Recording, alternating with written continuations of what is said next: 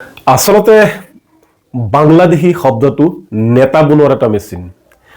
আজিলৈকে বাংলাদেশী সমস্যাৰ সমাধান নহল আৰু এই বিষয়টো যি চৰকাৰে নহওক কিয় তেওঁলোকে জানি শুনি কিন্তু এই সমস্যাটোৰ সমাধান কৰা নাই। কাৰণ এই সমস্যাটো যদি জীয়াই ৰাখে তেতিয়াহ'লে তেওঁলোকে মুখ্যমন্ত্ৰী হ'ব পাৰিব, মন্ত্ৰী হ'ব পাৰিব আৰু নেতা হ'ব পাৰিব। প্ৰফুল্ল মহন্তৰ পৰা আৰম্ভ কৰি ডক্টৰ হিমন্ত বিশ্ব শৰ্মালৈকে এই বাংলাদেশী, মিয়া ইত্যাদি শব্দবোৰে প্ৰাধান্য পাই আহিছে আৰু মানুহক আবেগিক কৰি তেওঁলোকে ক্ষমতা দখল কৰাৰ যি ৰাজনীতি সেই ৰাজনীতি কৰি আহিছে। এইবাৰ হয় এই সমস্যাৰ সমাধান কৰিম, নহলে আমি নিজেই মৃত্যু হৈ যাম। আমি বিদেশী বহিষ্কাৰ হোৱা, বাংলাদেশী বহিষ্কাৰ হোৱাটো বিচাৰো, কিন্তু এয়া কি চৰিত্ৰ?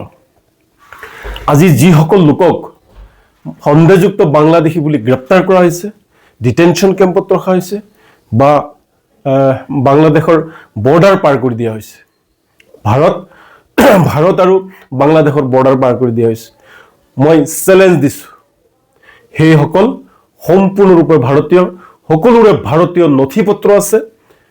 1971 চনৰ 25 মাৰ্চৰ আগৰ সকলো ভাৰতীয় বৈধ নথি পত্ৰ আছে।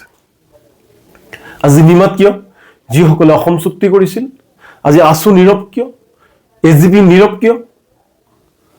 যদি আমি মানিছো, যদি অসম চুক্তিক মানিছো, অসম চুক্তিক স্বাক্ষৰ কৰিছো, অসম চুক্তিক আমি সন্মান জনাইছো, তেতিয়াহ'লে অসম চুক্তি মতে যিসকল লোকৰ নথি পত্ৰ আছে তেওঁলোকক হাৰাশাস্তি কৰি থকাৰ পিছতো আমি নীৰৱ দৰ্শক কিয়?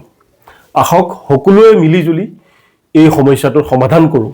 মাথো মুছলমানক টাৰ্গেট কৰি এই যি এটা লীলা খেলা আৰম্ভ কৰিছে, এটা ৰাজনৈতিক নাটক আৰম্ভ কৰিছে, তাৰ কাৰণে বহি নাথাকিব। এই সমস্যাটোৰ স্থায়ী সমাধানৰ বাবে সকলোৱে আগবাঢ়ি আহিব লাগিব আৰু ইয়াৰ স্থায়ী সমাধান কৰিব লাগিব।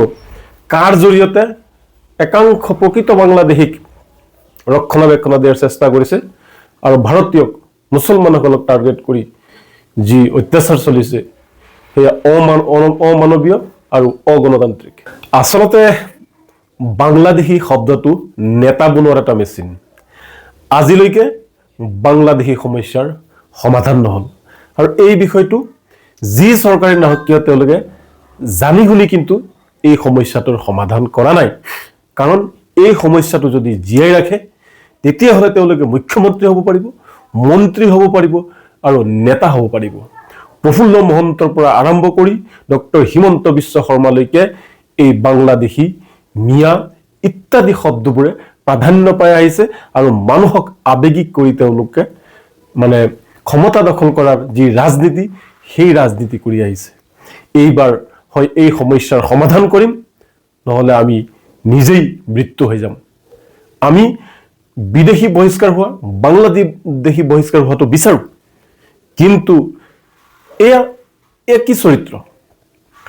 আজি যিসকল লোকক সন্দেহযুক্ত বাংলাদেশী বুলি গ্ৰেপ্তাৰ কৰা হৈছে, ডিটেনশ্যন কেম্পত ৰখা হৈছে বা বাংলাদেশৰ বৰ্ডাৰ পাৰ কৰি দিয়া হৈছে, ভাৰত আৰু বাংলাদেশৰ বৰ্ডাৰ পাৰ কৰি দিয়া হৈছে, মই চেলেঞ্জ দিছো সেইসকল সম্পূৰ্ণৰূপে ভাৰতীয়, সকলোৰে ভাৰতীয় নথি পত্ৰ আছে।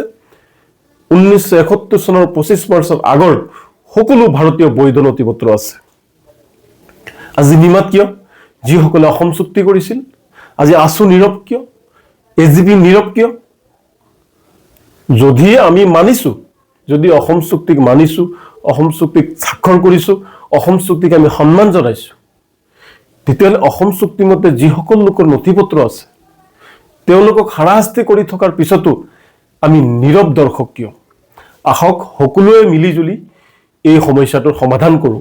মাথো মুছলমানক টাৰ্গেট কৰি এই যি এটা লীলা খেলা আৰম্ভ কৰিছে, এটা ৰাজনৈতিক নাটক আৰম্ভ কৰিছে, তাৰ কাৰণে বহি নাথাকিব। এই সমস্যাটোৰ স্থায়ী সমাধানৰ বাবে সকলোৱে আগবাঢ়ি আহিব লাগিব আৰু ইয়াৰ স্থায়ী সমাধান কৰিব লাগিব। কাৰ জৰিয়তে? একাংশ প্ৰকৃত বাংলাদেশীক ৰক্ষণাবেক্ষণ দিয়াৰ চেষ্টা কৰিছে আৰু ভাৰতীয় মুছলমানসকলক টাৰ্গেট কৰি যি অত্যাচাৰ চলিছে সেয়া অমানৱীয় আৰু অগণতান্ত্ৰিক। যিকোনো খবৰৰ বাবে যোগাযোগ কৰক 7099017330 লগতে 7099017110 নম্বৰত।